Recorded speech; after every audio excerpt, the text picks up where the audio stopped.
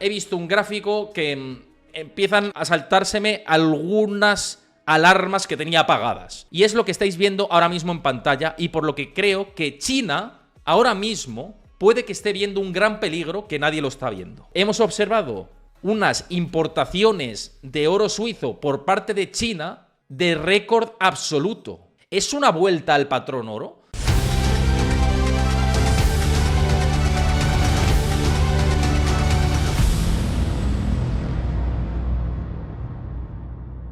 Antes de ver el vídeo al completo, recuerda darle a like, suscríbete a mi canal si te gusta este contenido y déjame tu comentario, que lo estoy esperando. Bien, pues arrancamos estas claves de la semana, lo más importante que considero en términos de economía y mercados, con datos que he estado mirando y he estado echando un ojo a lo más importante que teníamos. Vamos a ir al punto de partida inicial antes de centrarnos en esto que comentaba, que es el gran peligro que están viendo desde el lejano oriente, entendido esto como China, o el gran peligro que pueden detectar. Va a entrar dentro de esta primera clave.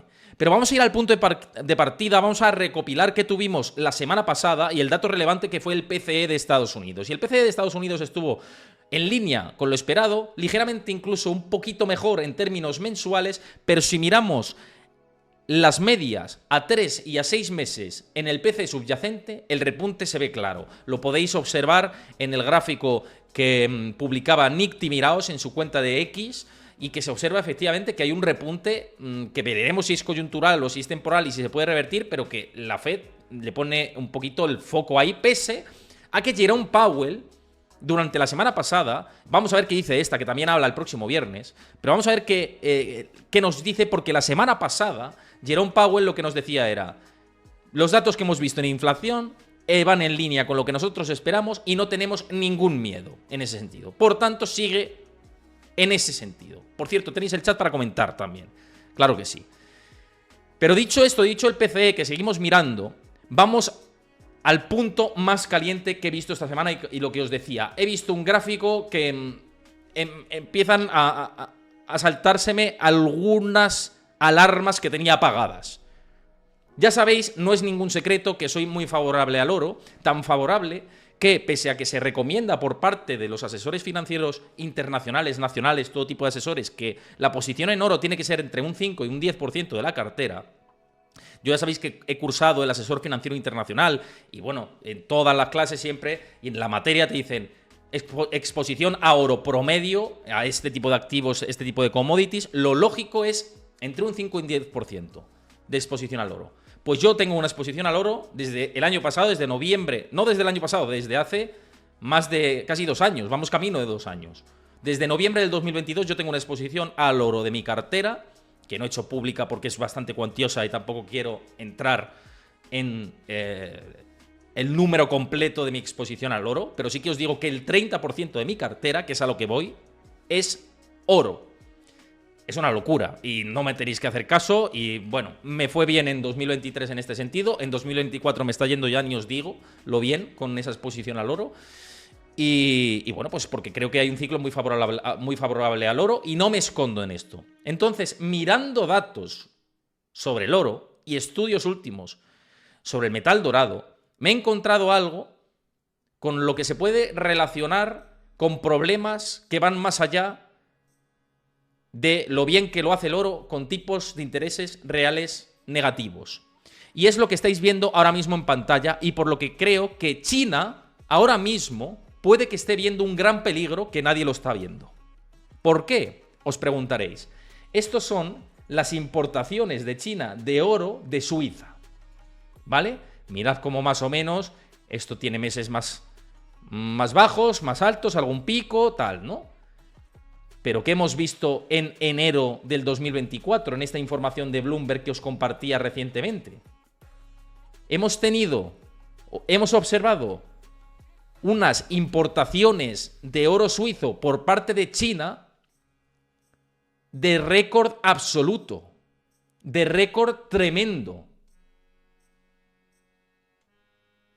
¿Qué están viendo en China que el resto no? ¿Por qué están comprando oro? ¿Se están protegiendo ante una posible guerra de divisas a futuro?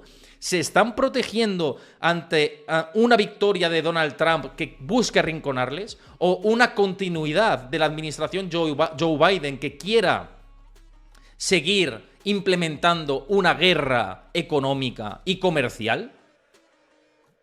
¿Es eso lo que está viendo China? ¿Está pensando en el futuro y en los problemas que va a haber con la moneda fiduciaria y decir, pues a mí no me pillan y yo tengo activos físicos y en este caso oro? ¿Es una vuelta al patrón oro lo que está haciendo China? Ojo que es muy interesante todo esto.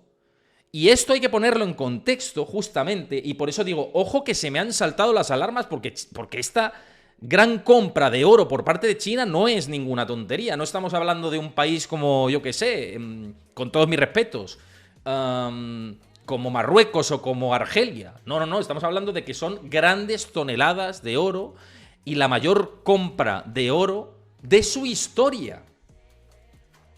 Es tremendo, ¿eh? No es un dato baladí esto. Y para mí esto es que China está diciendo, bueno, si viene un riesgo, una importante crisis a futuro, yo voy a estar protegido. Yo voy a estar respaldado por gran parte de oro. No es una vuelta al patrón oro como tal, pero sí es decir, a mí no me pillas con el carrito del helado Estados Unidos ni Unión Europea. No me vais a pillar. Yo me voy a proteger. Y teniendo en cuenta que estoy atravesando una crisis inmobiliaria y financiera en parte, pues a mí una gran crisis global me va a pillar protegido. Eso es lo que está haciendo en China en gran parte con todo esto. Y esto, además, ha coexistido con nuevos máximos históricos del oro. Ya han superado abiertamente los $2.200 la onza. Y ya no solo eso, sino que también ha coexistido... A ver, dame un segundito que cambio por aquí. A ver. Sino que ha coexistido con el desplome del yen japonés. Con lo cual, cuidado el espacio de la guerra de divisas, lo que os estaba comentando anteriormente. Mirad el yen japonés, el cataclismo que se ha metido. Estamos hablando de que se encuentra en niveles mínimos de los últimos 34 años. Entonces, ¿China qué está haciendo con el oro? ¿Qué está haciendo China con el oro? Os pregunto. Pues China con el oro lo que está diciendo, a mí no me la pegan. Yo me voy a proteger previamente. Me voy a proteger contra una eventual gran crisis que aparezca en el mundo. Yo veo un gran peligro y busco el escudo defensor. Y el escudo defensor lo llamamos oro en este caso. ¿Qué moraleja extraigo de esta primera clave que me ha parecido llamativa?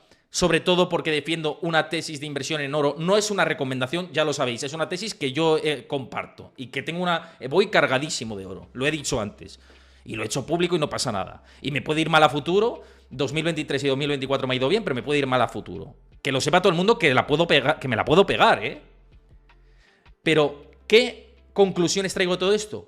Que el oro todavía va a ser más favorable de lo que hemos visto hasta ahora. ¿Que va a tener altos en el camino? Por supuesto, claro que los va a tener. Pero si empiezan a seguir las compras de oro por parte de bancos centrales importantes, sea China, sea Rusia, sea incluso la Unión Europea, la Reserva Federal, para ir protegiéndose de la situación de inflación endémica que estamos teniendo, pues el oro lo va a hacer mejor. Y más aún, uno, por los tipos de interés que van a tener que pasar a negativo en algún momento, tipos de intereses reales en negativo en algún momento, y tipos de intereses reales en negativo es favorable al oro, todo el mundo lo sabe. Claro, con esta compra ultramasiva de oro físico por parte de algunos países, véase China, ¿cómo no lo va a hacer bien el oro en los mercados? Si está siendo altamente demandado el oro. ¿Cómo no lo va a hacer bien? ¿Y cómo no lo va a hacer mejor si empieza a haber un peligro real en la economía? Lo va a hacer todavía mejor. Por eso, y vosotros lo sabéis, que lo he compartido por aquí, yo decía $2.300, $2.500 la onza de objetivo del oro. Esto no lo he dicho hace un mes, y lo sabéis. Esto lo he dicho hace más de un año. Un año y medio aproximadamente cuando entré de manera importante en el oro. Ahora, claro, es que $2.300 es que me parece una minucia observando todo esto. Incluso 2.500. Que pueda empezar a descargar entre esa zona un poquito, porque tengo un 30% de carga en oro. Algo puede que reduzca. pero mucho menos de lo que esperaba. Pero si nos van a llevar a una inflación colosal con el paso del tiempo, si mirad las pérdidas masivas de la Reserva Federal en 2023, mirad las pérdidas de la Reserva Federal en 2023. No, es que claro, hemos evitado la crisis, pero hijos míos, ahí lo tenéis, ¿eh? La Reserva Federal.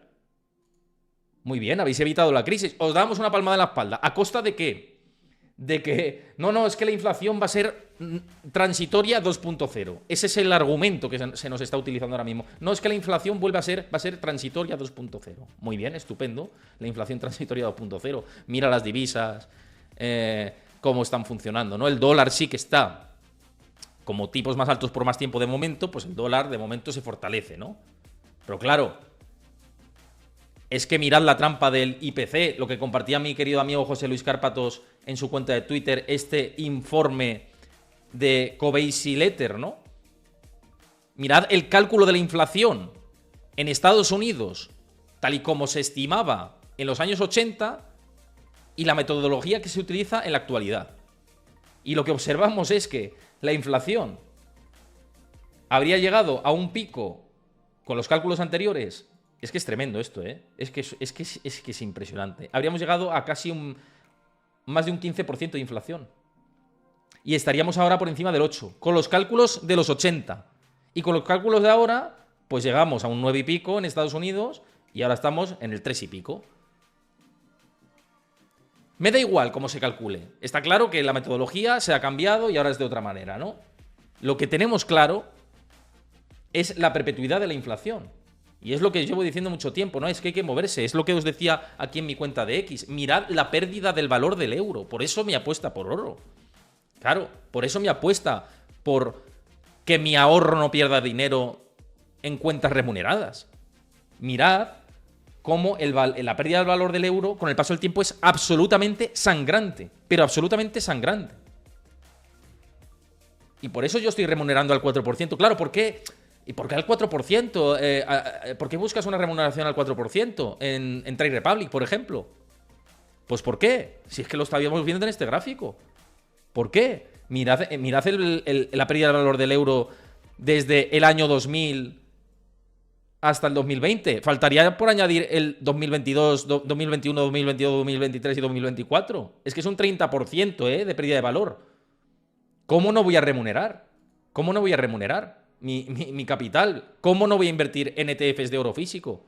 Claro, por eso lo que os digo siempre, que aquí tenéis la plataforma donde yo voy haciendo aportaciones que me van remunerando al 4% anualizado en Trade Republic. Claro que sí, y creo que es un tren que lo estáis dejando pasar muchos y no merece la pena que lo dejéis escapar. Y esto es mi opinión personal. Cada uno luego que haga sus estrategias y haga lo que quiera y decida dejarlo en el banco muerto del asco. Yo digo que, y creo que mi tarea de divulgador está deciros, oye, si te están dando un 4% anual en una entidad regulada por el regulador alemán, con licencia bancaria del Banco Central Europeo, etcétera, y además te pagan esos intereses mensuales, pues echadle un ojo a la plataforma. Tenéis os lo pasa Chris por el chat, el enlace, para que os lo podáis aprovechar. Ya sabéis que no estoy recomendando nada, que no os estoy recomendando hacer esto, sino lo que yo hago, que creo que merece la pena. Y si lo veis desde YouTube, más de lo mismo, lo tenéis en el comentario fijado y lo tenéis en la descripción del vídeo. O sea que ahora mismo, si veis esto desde YouTube y decís, oye, no quiero dejar pasar este tren, porque es que es verdad que en mi banco me dan por ahí. Y ya no solo que tu banco te da sino que no, te doy un 1 y pico, un 2,5. Pero si tienes un 4 aquí, no pasa nada. Además está completamente ligada esta cuenta a cualquier cuenta que pongas. Por ejemplo, yo tengo cuentas en otros bancos como BBVA, etcétera, pues yo linko esta cuenta a BBVA y para sacar dinero pues no hay ningún problema, y para meterlo también está vinculada a la cuenta, la vinculáis y ya está, no hay ningún problema. Está completamente regulado, y también por el Fondo de Garantía de Depósitos hasta 100.000 euros. Mucha gente, pero ¿y qué 100.000 euros? Como en BBVA, como en Santander, como Bankinter, como cualquier banco, porque es un banco.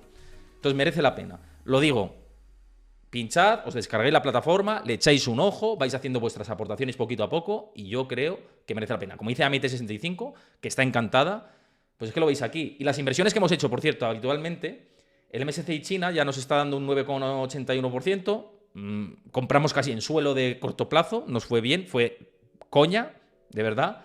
Y luego, ¿os acordáis de la estrategia que hicimos con US Treasury Bond a largo plazo en euros, hedgeado en euros? Ya lleva un 1,67% de rentabilidad. Os dije, esto nos puede salir muy mal porque la verdad que asumir riesgo. Y esto es una inversión para entrar y salir rápido, ¿eh? Yo ya os dije que a los 3,27, 3,20 y tantos me saldré. Yo a ver si hay suerte y podemos sacar un 5%, un 6%.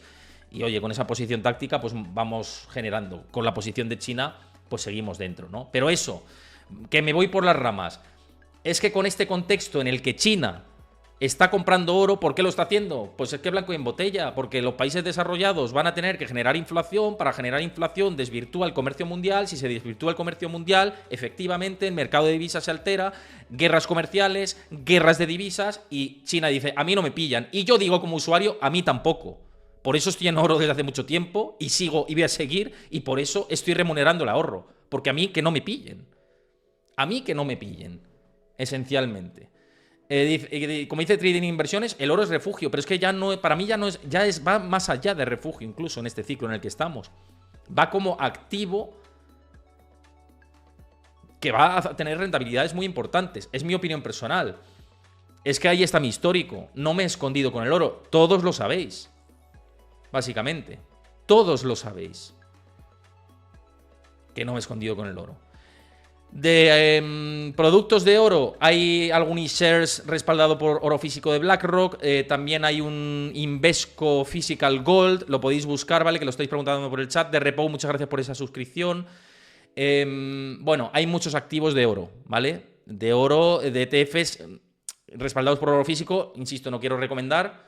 Ya lo sabéis, no es una recomendación de inversión. Esto es un contenido educativo, divulgativo, financiero. Además, puedo entrar en conflictos de intereses, me obliga el regulador a decir que puedo entrar en conflictos de intereses, no entro en conflicto de intereses, ¿vale? Pero me obligan a decirlo. Bueno, pero que lo sepáis, que no recomiendo, pero me estáis preguntando por ahí qué ETF de oro físico puede estar interesante. Pues hay uno Invesco que es interesante, Physical Gold, Invesco tal, está hedgeado, me parece también en euros. Hay otro que no es hedgeado en euros, también hay otro de BlackRock que me parecía interesante. No sé si creo que hay otro de Xtrackers. Bueno, los buscáis, están en la plataforma también de Trade y bueno, los miráis, ¿vale? Básicamente. Cualquier duda también estamos en contacto en la comunidad de Discord, ya lo sabéis. Pero bueno, vamos a la segunda clave. La primera es esa preparación de China ante el peligro, ¿no? Pero ¿cuál es la segunda clave en la que nos tenemos que centrar a partir de ahora? Bueno, mirad esto, perdonadme el inciso. Observad el déficit ajustado por la inflación de Estados Unidos. Estamos en peores niveles que en la Segunda Guerra Mundial y en la Primera Guerra Mundial. O sea, aquí es spamear y no echar gota, Ese es el camino que ha adoptado Estados Unidos. El camino que ha adoptado Estados Unidos es vamos a devaluarnos. Pues venga, pues nosotros o nos movemos o hasta luego, Lucas, ¿no? O nos movemos o hasta luego, Lucas. Vale, Orgi, que has hecho una pregunta por el chat. No quiero irme del hilo para la gente que lo esté viendo en diferido en YouTube, que por cierto os invito a que si os gusta el contenido dejéis vuestro like, vuestro comentario y bueno, pues eso, que sigáis el canal, que os suscribáis al canal si os gusta el contenido, los que lo veáis en diferido en YouTube. Encantados de recibiros. Muchos de vosotros de hecho venís desde YouTube a ver los directos, pero sois mis protegidos, los que veis el live, pero obviamente me centro también en los que esto lo siguen en la otra plataforma, en este caso en YouTube, así que bueno, que lo sepáis. Las preguntas que lancéis aquí sobre la plataforma os la contesta Chris por el chat, ¿vale? No hay dobles imposiciones. Bueno, os lo contesta Chris por el chat ahora, cualquier duda, ¿vale? Que tengáis en relación con eso, que no hay ningún problema, ¿vale? Bueno, segunda clave, datos macro. Datos macroeconómicos de esta semana. ¿Y qué datos macro son los más importantes? Hoy hemos conocido el dato de PMI manufacturero de Estados Unidos y también el ISM, que han entrado en una disonancia importante. ¿Por qué? Porque el ISM ha salido mejor de lo esperado y el PMI manufactureros, los dos, ha salido peor de lo que se esperaba. Aquí lo tenemos, 51,4 el ISM frente a 49,8% esperado y 49,2% del mes anterior. Se sale de la zona contractiva y, bueno, pues descansa. Y se sale con mucha fuerza, Ojo, ha habido una recuperación bestia. ¿Qué ocurre? Que el PMI, y esto es muy llamativo, que generalmente lo estaba haciendo peor, ha pasado del 52,2, 52,5 esperado, 51,9. Peor de lo esperado, pero en zona expansiva. Por tanto, la actividad manufacturera en Estados Unidos parece que está mejorando. Esto es interesante, ¿no? Está mejorando. Por tanto, datos macroeconómicos, estamos viendo una mejoría corto plazo de la actividad que debemos tener en cuenta a la hora de hacer previsiones. ¿Por qué? Pues seguramente porque se está apostando por un crecimiento que lime algo el impacto de la inflación. ¿Ok? Después, martes. En martes tenemos los PMI de la zona euro, PMI de España, PMI de Alemania, PMI de Francia, PMI de Reino Unido. Y bueno, pues los tenemos que echar un ojo el próximo martes, ¿no? Luego tenemos la publicación de los datos de bienes duraderos, pedidos de bienes duraderos en Estados Unidos, para ver la evolución en este campo y si hay dinamismo. Pero, muy importante, la encuesta JOLTS de ofertas de empleo. Súper importante la publicación de la encuesta JOLTS de ofertas laborales en Estados Unidos para ver la dinámica. ¿Y por qué? Porque encima se espera una desaceleración desde 8,863 millones a 8,790 millones. Sería el peor dato desde la pandemia, desde el 2021 aproximadamente, cuando empezó la recuperación en las ofertas laborales. Tendríamos ese peor dato. Con lo cual, un dato peor de lo esperado o mucho peor de lo esperado sí que hay impacto importante en los mercados, y un dato mejor de lo esperado, pues tranquiliza un poco las aguas.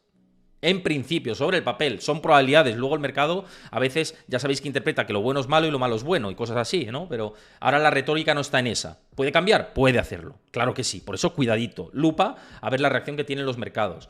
Hablan varios miembros de la FOMC, de la Fed, ese mismo día.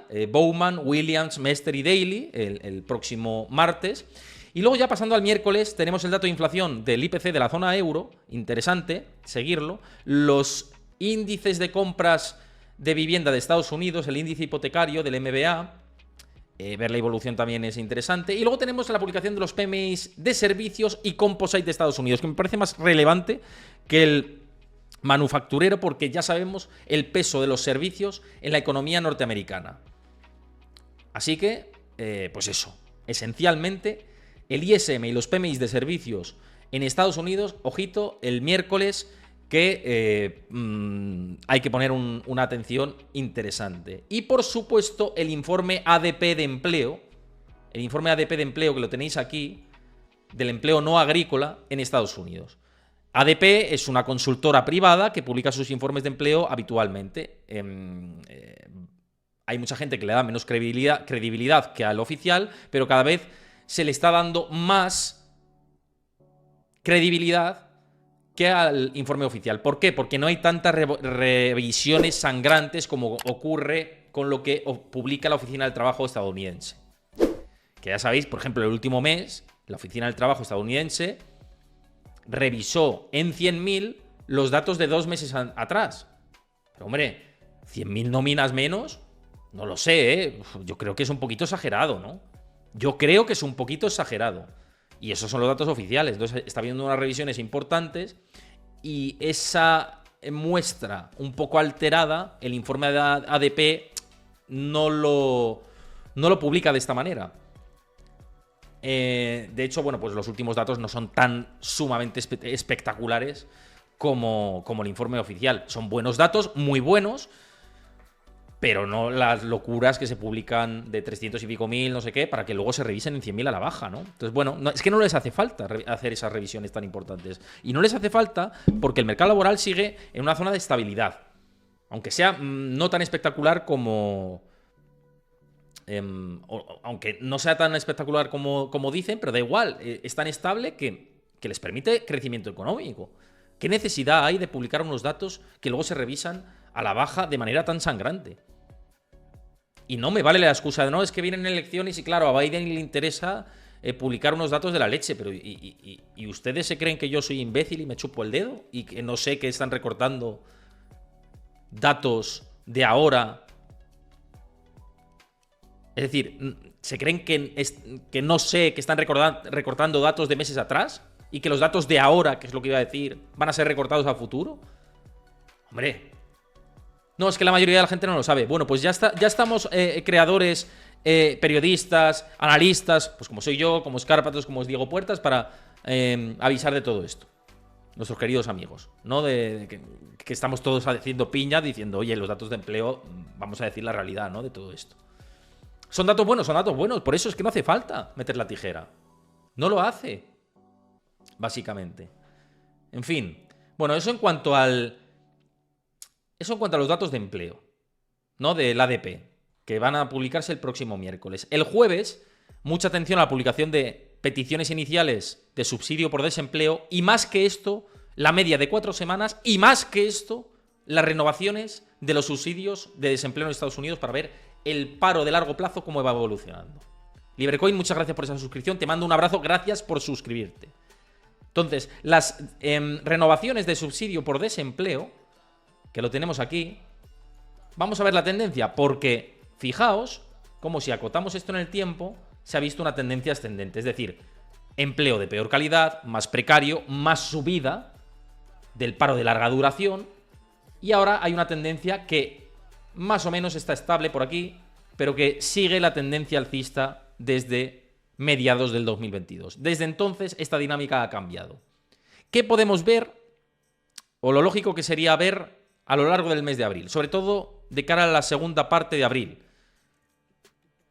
Es lógico que empiece a descender por factores estacionales, porque hay mucha contratación para la campaña turística en Estados Unidos y los empleos estacionales que van desde la primavera hasta el otoño de este año. Por consiguiente, si lo que no vemos es una moderación, que sería lo lógico, sí que es para preocuparse sobre la economía de Estados Unidos. Si vemos una moderación, que es lo que sería habitual, entonces decimos, vale, la economía sigue funcionando como debe funcionar en estos casos, con una moderación de las renovaciones de subsidios por desempleo. ¿Vale? Entonces, por eso creo que es un dato muy interesante. Pero el dato más importante de la semana, y lo hemos dicho antes, aunque hay que cogerlo con pinzas, pero es más importante porque el mercado se lo sigue tomando como importante, pese a que muchos bancos de inversión ya no lo hacen, pero en general el mercado se lo sigue tomando a la tremenda, ¿no? Es el dato de empleo oficial en Estados Unidos.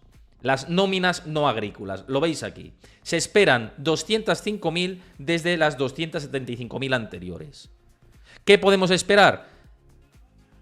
Pues en los últimos datos, las últimas lecturas, lo que se ha observado es incluso 100.000 por encima de lo esperado. 90.000, 70.000, 80 y pico mil. Una sorpresa a la baja, hombre, sería un poco llamativo y sería que la situación este mes es peor de lo que se espera o de lo que se había previsto. Un dato negativo. Un dato en línea, incluso casi que también viendo la tendencia, ¿no?, que hemos tenido últimamente. Pero viendo lo que, atendiendo al pasado, a los últimos meses, pues es que yo si publican 275 o 300 o 350 es que no me extraña. No me extrañaría nada. Pero bueno, veremos. Este dato lo contaremos en tiempo real, por supuesto, que en mi comunidad de Discord, que os invito a que os unáis, porque en mi comunidad de Discord comparto información en tiempo real precisamente, gráficos, análisis, hacemos debates entre todos, os lo pasa Chris por el chat, también esto lo tenéis en el comentario fijado de YouTube y en la descripción del vídeo. Y para este dato en tiempo real, los PMIs, bueno, todos los datos más importantes en tiempo real y informes de bancos de inversión, etcétera, mi comunidad de Discord, ¿vale? Y estos son los datos macro que hay que mirar. Insisto, una despedida por todo lo alto el próximo viernes. El próximo viernes tendremos programa en directo a las 4 de la tarde hora española con David Cano, que vuelve al canal, con muchas ganas de hablar con él. Además es un analista que suele ser bastante optimista, que luego dicen, no, es que los sesgos de los analistas. Bueno, cada uno tiene su opinión. En el caso de David Cano, pues es bastante, o siempre tiene un toque más optimista y me interesa saber su opinión, así que la veremos después de la publicación de el dato de empleo. Bien, tercera clave, dejando de lado ya los datos macro, son los indicadores que parece que están diluyendo la crisis económica o la recesión económica en Estados Unidos.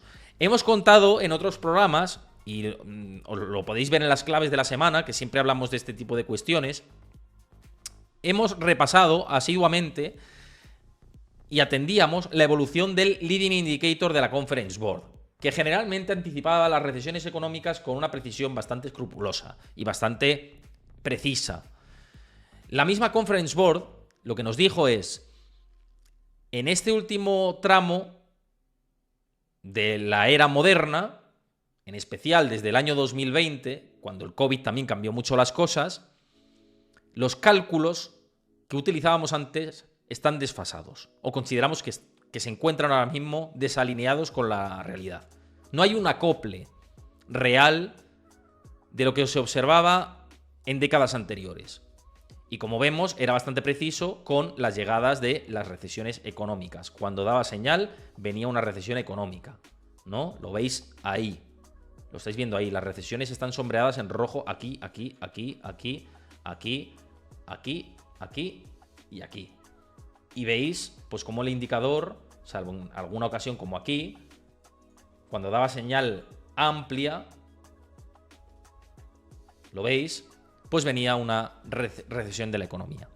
¿Qué ocurre?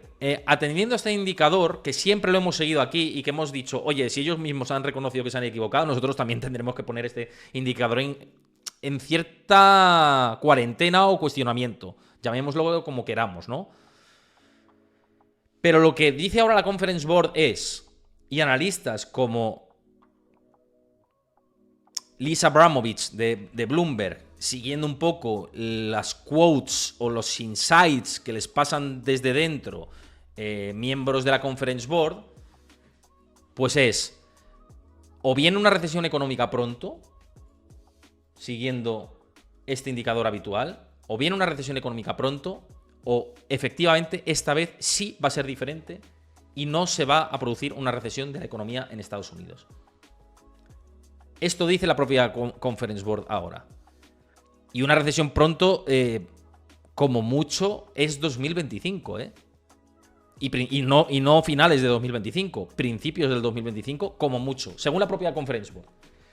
Pero cada vez se abre más el abanico, la puerta, la posibilidad de que pues esta vez sea diferente. No está llegando, se está dilatando todo el tiempo. Los indicadores adelantados como los PMIs están, lo hemos visto antes, revirtiéndose, están entrando en zona expansiva, no súper expansiva, no es una locura, no están en niveles de 60, están en niveles de 51 y pico, ¿no?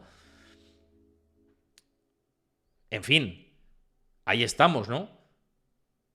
Pero lo que dicen es esto, o se da la vuelta o tiene pinta de que igual esta vez es diferente. Yo dudo también. Ya lo sabéis que dudo, pero es información que hay que contar. Puede que sea diferente, y hay que decirlo. Claro que puede que sea diferente, por supuesto. De hecho, pues en 2023 el análisis que hemos hecho habitualmente pues no ha sido el certero. Porque estos indicadores mismamente, ellos reconocen que han fallado, que lo calculaban mal, pues claro, como siempre eran bastante fiables y han fallado, pues cómo no vamos a fallar de este lado, y hemos asumido la responsabilidad en todo eso, aunque se ha hecho a costa de mucha deuda, ya lo sabemos, y están creando un problema mayor desde la administración de Estados Unidos. Pero ya hemos dicho, lo digo porque hay gente todavía que dice, es que, claro, te equivocaste con el análisis principal. Sí, claro, la misma Conference Board, y yo lo asumo, claro que nos hemos equivocado, claro que me he equivocado en ese análisis. Y dije, y si me equivoco lo diré. Y diré por qué me he equivocado. Analizaremos las causas de esa equivocación, de más probabilidades que teníamos de entrada en recesión. Que las había. ¿Y cuáles son? Pues ya lo hemos dicho. El exceso de ahorro aguantó. El endeudamiento masivo por parte del Tesoro norteamericano, endeudándose por encima de lo que nadie habría pensado. Bueno, pues todo esto, ¿no? Claro que es así, ¿no?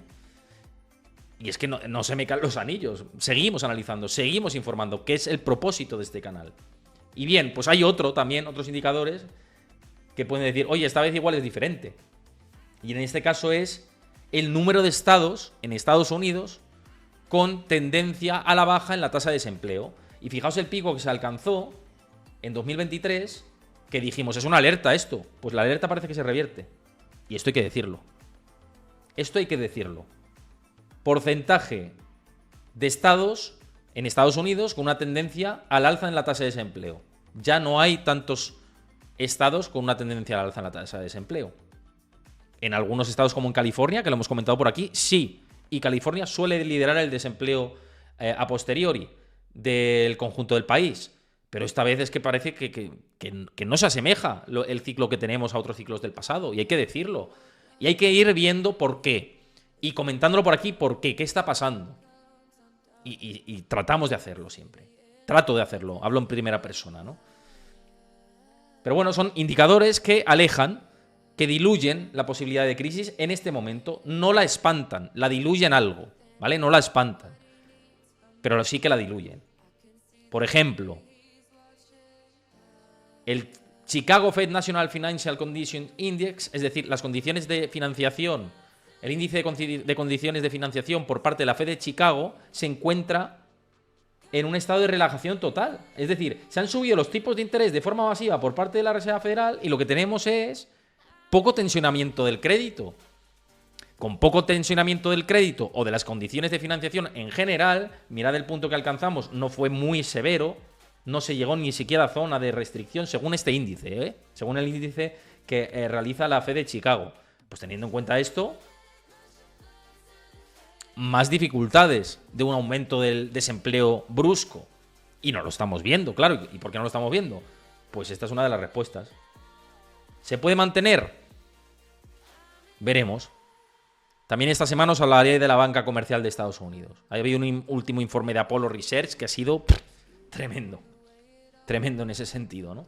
Ha sido tremendo. Por cierto, Ancho, luego te contesto con el tema del cacao, ya fuera de claves, ¿vale? Que he visto que has comentado por aquí. Pero bueno, pues otro indicador que diluye esta posibilidad, ¿no? De manera importante también. ¿Qué más? Pues vamos a hablar de la bolsa ahora, ¿no? Porque diréis muchos, bueno, ¿y todo esto y la bolsa qué, no? ¿Y la bolsa qué? Nos vamos a saltar y vamos a hablar de la bolsa, comportamiento de los mercados. Bueno, pues como veis, SP500 conquistó los 5.200 y pico puntos, ahora entra en zona de consolidación de todo esto, pero bueno, no sé si habéis visto la entrevista en exclusiva que hice al analista de Wall Street más alcista, Ryan Dietrich, al que le doy las gracias por, una vez más, dedicarme su tiempo. Tenéis la entrevista subida en exclusiva a mi canal de YouTube, echadle un ojo, dejad vuestro comentario, miradla, son 18 minutos de entrevista, no es más, está subtitulada. Por cierto, Chris, muchas gracias por el trabajo de subtítulos, que es muy arduo y difícil, sobre todo en un perfil que vomita tantos datos, que te entierran datos, nuestro querido amigo Ryan Dietrich. Así que, pues eso, muchas gracias por ese trabajo y echadle un ojo. Y esto lo digo porque Ryan lo que dice es, el segundo semestre seguramente sea bastante alcista para la bolsa. De hecho, nuestro precio objetivo, dice, de todo el año eran 5.300 puntos y comentaba en esa entrevista, echadle un ojo, en lo que os digo, que van a tener que subirlo al alza. Van a tener que decir, no son 5.300 el objetivo de largo plazo, sino 5.400 o 5.500. Eso es lo que dice Ryan Dietrich, ¿no? Aunque, pues, debería haber algún impasse en el camino. Debería haber algún impasse en el camino. De momento, pues ya veis que respeta la verticalidad de la tendencia. ¿Esto va a ser así eternamente? Ya sabéis que pienso que no. Y por eso salí con la mitad de mi posición del SP500, en los 5.100 y pico puntos. Y la otra mitad, pues sigo dentro. Menos porcentaje de revalorización, porque me salí antes con la primera mitad. Pero, bueno, pues con el resto seguimos ahí y seguiremos mientras siga todo esto. Hay que seguir dentro del mercado. Si hay un pullback, entraré con más liquidez. Pero bueno, algún alto en el camino tiene que producirse, evidentemente, ¿no? Aunque, ¿va a ser ese alto en abril? ¿Pensáis que va a ser ese alto en abril? Tanto los que veis esto desde aquí en directo como los que lo veis en YouTube en diferido. Os lanzo la pregunta. Ponedlo por el chat también. Oye, sí, creo que va a ser en abril la corrección. Ya toca. Llevamos 4 meses consecutivos subiendo. No, va a seguir subiendo esto. Déjamelo en comentarios también en YouTube. Oye, Héctor, creo que la bolsa, esto es un pepinazo espectacular, ¿no? Me gusta saber vuestra opinión, así que dejádmelo por ahí. Además que siempre os pido like y todo esto si os gusta el contenido, pero vuestro comentario me interesa bastante, ¿no? ¿Por qué os digo todo esto?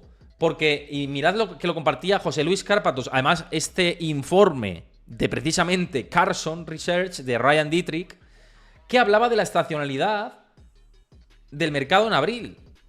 Tanto desde 1950, desde los últimos 20 años, los últimos 10 años y en año de elecciones. ¿Y qué dice esto? Que abril, en promedio, lo tenéis ahí, es es un mes muy positivo para la bolsa, generalmente. En los últimos 50 años, en los últimos 20 años, en los últimos 10 años y en el año de elecciones. Estamos en el supuesto de año de elecciones también. Y abril es un mes muy bueno en esta fase. ¿Qué ocurre ahora? Pues que hemos visto una estacionalidad. Luego hablaré más adelante con el informe de Allianz Global Investors de estacionalidad también y de repercusión en las elecciones. Pero ¿qué sucede? Porque estamos viendo unos primeros 3 meses del año súper alcistas, que no lo suelen ser. No lo suelen ser. De hecho, fijaos que febrero suele ser bajista y este año febrero fue bastante alcista.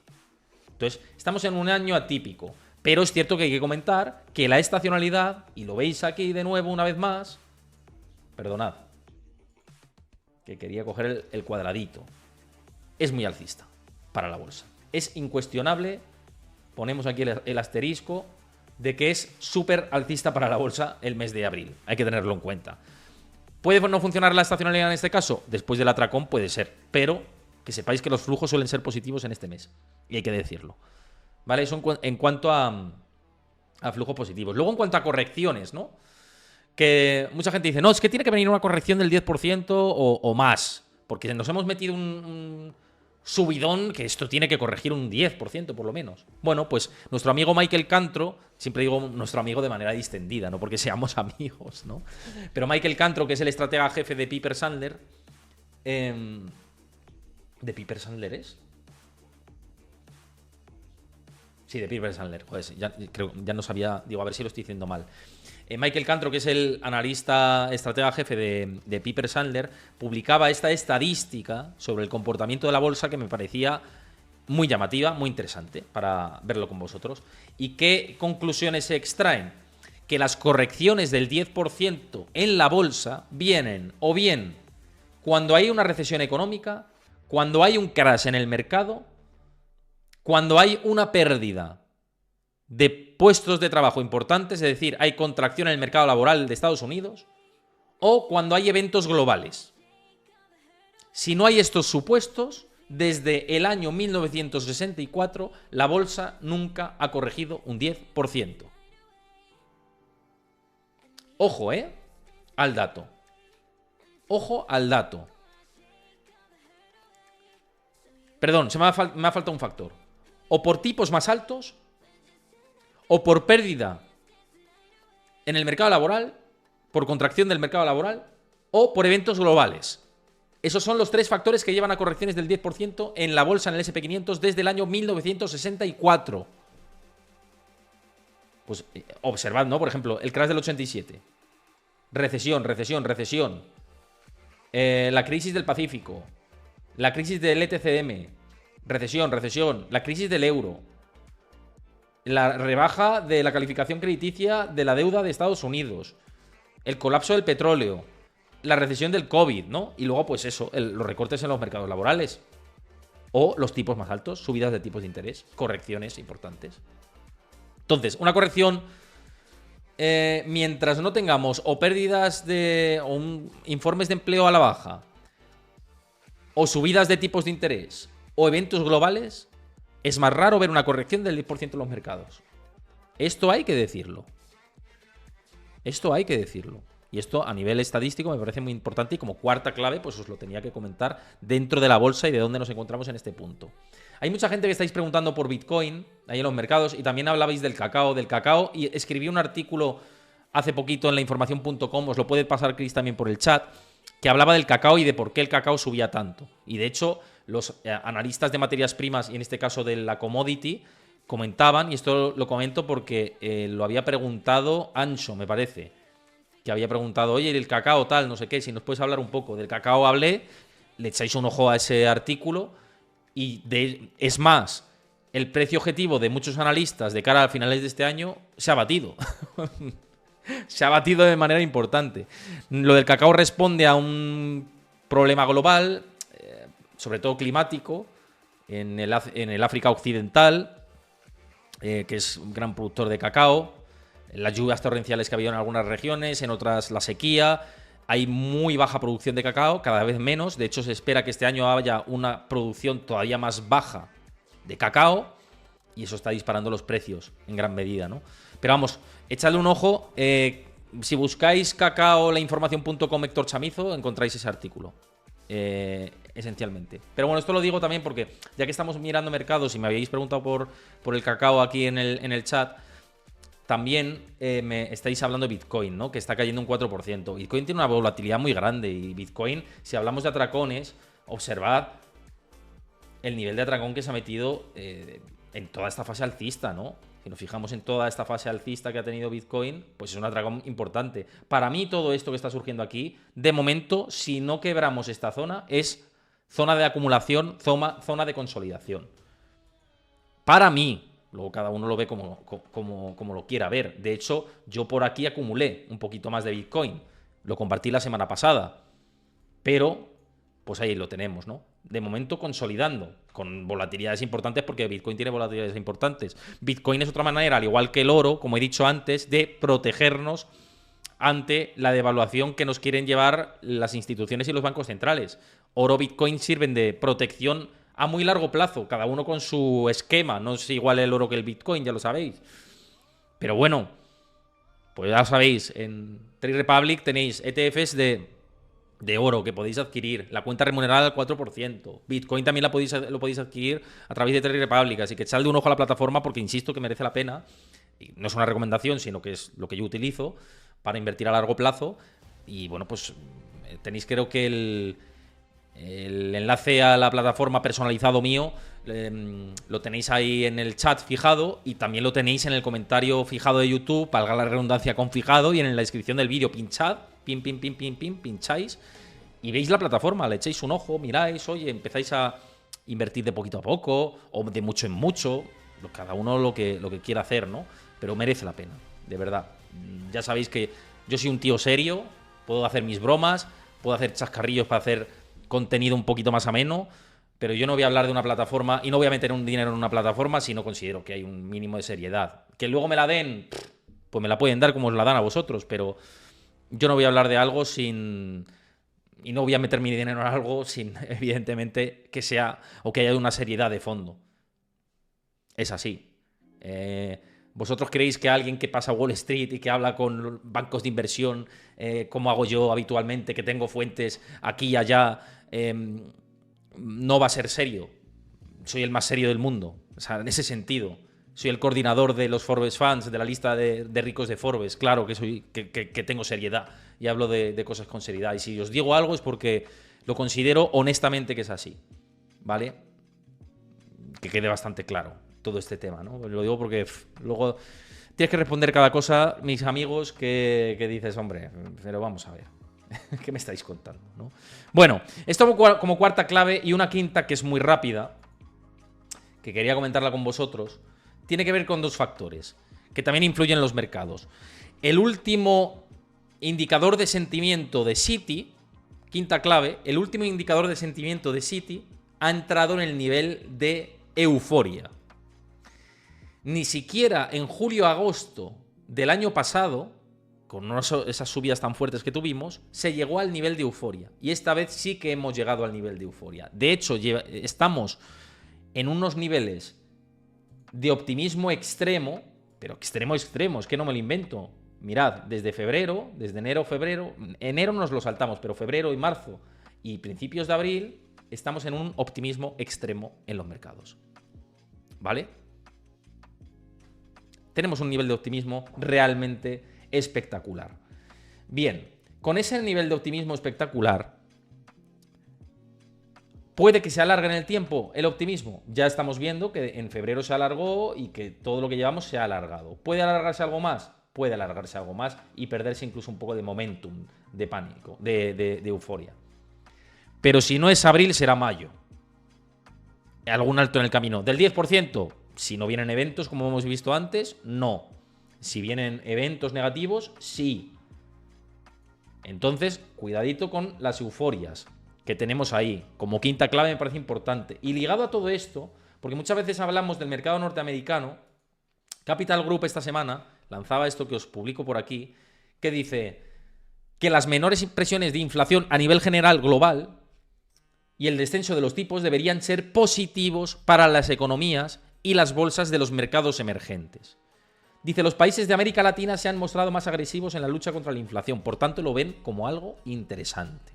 Brasil, México, Chile, Colombia, Perú, donde los niveles de euforia no son tan altos como en Estados Unidos. Esto no lo digo como que, oye, hay que invertir en América Latina o en Asia o en el este de Europa, pero Capital Group dice, cuidado que nos estamos centrando mucho en Estados Unidos y nos estamos perdiendo otras regiones que pueden ser interesantes. Otras regiones que van en contraposición, no van en línea de lo que indica el mercado de sentimiento de Citigroup. Ahí está la cosa, ¿no? Esencialmente. Y bien, bueno, hasta aquí la parte de las claves. Si os gusta el contenido, si lo estáis viendo en directo, pues suscribiros al canal. Si lo veis en diferido, os agradezco que os suscribáis al canal de YouTube, que dejéis vuestro comentario, como he dicho antes, que dejéis vuestro like, nos ayuda con el algoritmo a seguir creando este contenido, de verdad. Y los que lo veis en directo, oye, meteos en YouTube, dejad vuestro like, vuestro comentario, que lo agradezco mucho. Sé que antes por aquí estaba José Manuel Rorro, que siempre deja comentarios y se lo agradezco enormemente. Y os lo agradezco enormemente si queréis ayudarnos a mejorar el algoritmo dejando vuestro comentario. Así que yo lo dejo por ahí. También que os unáis a mi comunidad de Discord, donde ahí comparto información en tiempo real, gráficos, análisis, debates con vosotros. Siempre os lo digo, os lo pasa Chris por el chat y también lo tenéis en YouTube.